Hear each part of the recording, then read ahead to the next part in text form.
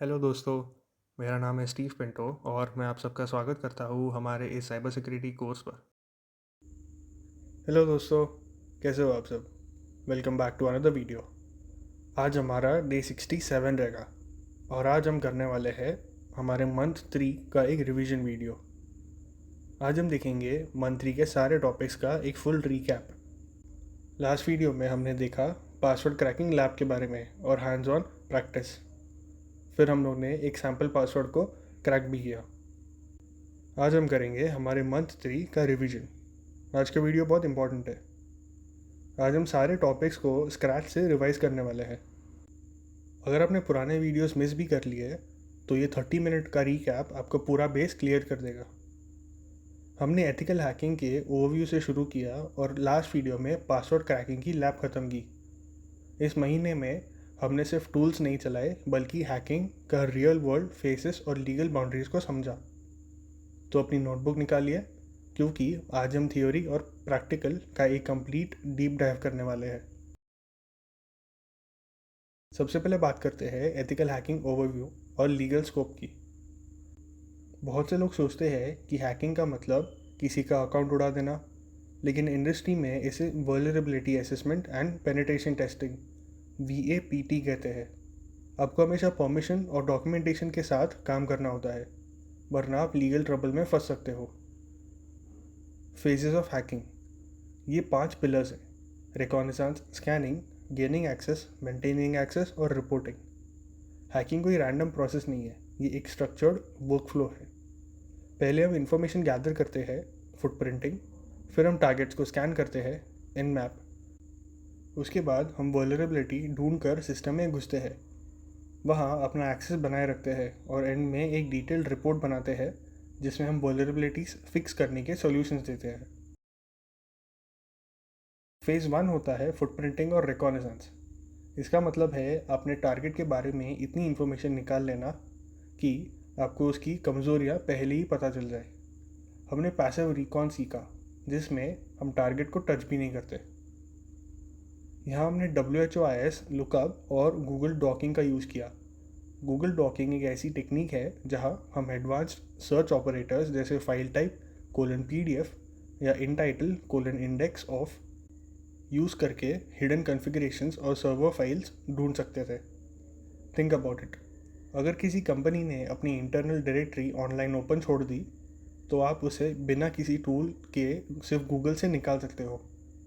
यहाँ हम OSINT मतलब ओपन सोर्स इंटेलिजेंस पर फोकस किया क्योंकि 70% हैकिंग प्रिपरेशन इसी फेज में होती है। रिकॉन के बाद आता है स्कैनिंग कंसेप्ट्स।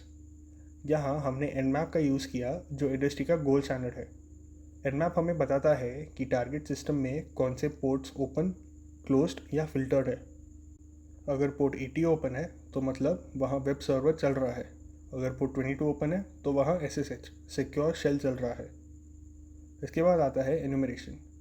पोर्ट स्कैनिंग से हमें सिर्फ रास्ता मिलता है, लेकिन एन्यूमरेशन से हमें उस रास्ते की डिटेल्स मिलती है, जैसे कि वहाँ कौन सा सॉफ्टवेयर चल रहा है, जिसे हम बैनर ग्रैबिंग कहते हैं। अगर हमें पता चल जाए कि सर्वर अपाचे का एक पुराना वर्जन यूज़ कर रहा है तो हम इजीली उसके लिए एक एक्सप्लॉइट ढूंढ सकते हैं। स्कैनिंग लैब में हमने पूरे लोकल नेटवर्क को स्कैन किया और डिवाइसेस की वल्नरेबिलिटी को आइडेंटिफाई किया। स्कैनिंग के बाद हमने वल्नरेबिलिटी असेसमेंट VA सीखा। ये एक कंटिन्यूस प्रोसेस है जिसमें हम सिक्योरिटी फ्लॉस को आइडेंटिफाई, क्लासीफाई और प्रायोरिटाइज करते हैं। हमने वल्नरेबिलिटी स्कैनर्स जैसे OpenVAS या Nessus के वर्कफ्लो को समझा। ये टूल्स बताते हैं कि कौन सा फ्लॉ सीरियस है और किसे तुरंत फिक्स करना चाहिए। फिर हम एंटर करते हैं सिस्टम हैकिंग में। यहाँ का मेन गोल होता है प्रिविलेज एस्केलेशन। मान लीजिए आपने किसी तरह एक नॉर्मल यूज़र का एक्सेस पा लिया, लेकिन आप सिस्टम फाइल्स चेंज नहीं कर सकते, तो आपको रूट या एडमिन बनना पड़ेगा। इसी के साथ हमने मैलवेयर बेसिक्स भी देखे। वायरस, वर्म और ट्रोजन के बीच का डिफरेंस बहुत इंपॉर्टेंट है। वायरस को एक होस्ट फाइल चाहिए होती है, वर्म खुद को नेटवर्क पर स्प्रेड करता है और ट्रोजन एक यूजफुल सॉफ्टवेयर बनकर धोखे से इंस्टॉल हो जाता है। लेकिन हमेशा टेक्निकल हैकिंग काम नहीं आती, कभी कभी ह्यूमन ब्रेन को हैक करना पड़ता है, जिसे हम सोशल इंजीनियरिंग कहते हैं। फिशिंग ईमेल्स, बेटिंग और प्री टेक्सटिंग ऐसे टेक्निक्स है जहां एक हैकर किसी इंसान को मैनिपुलेट करके सेंसिटिव इन्फो निकलवा सकता है। इसके बाद हमने प्रोफेशनल फ्रेमवर्क्स को एक्सप्लोर किया। मेटास्प्लॉइट एक ऐसा फ्रेमवर्क है जिसमें हज़ारों एक्सप्लॉइट्स और पेलोड्स पहले से रेडी होते हैं। Burp Suite web application security के लिए सबसे बेस्ट टूल है। इसे हम ब्राउज़र और सर्वर के बीच के ट्रैफिक को इंटरसेप्ट कर सकते हैं और रिक्वेस्ट को मॉडिफाई करके टेस्ट कर सकते हैं।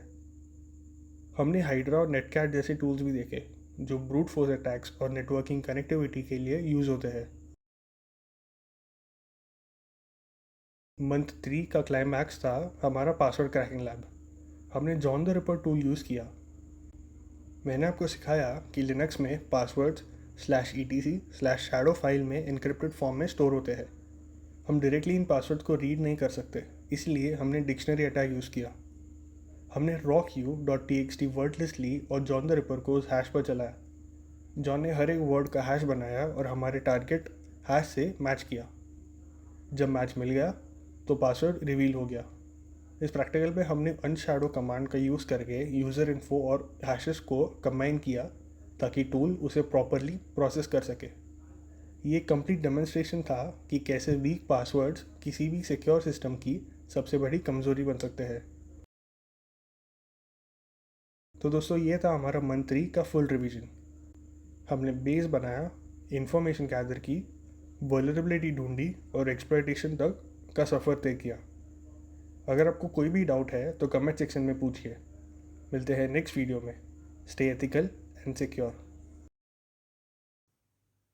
थैंक यू सो मच इस वीडियो को देखने के लिए। प्लीज़ इस वीडियो को लाइक करें और हमारे चैनल को सब्सक्राइब करें ताकि हमारे अपलोडेड वीडियोस आपके पास सबसे पहले आ सके।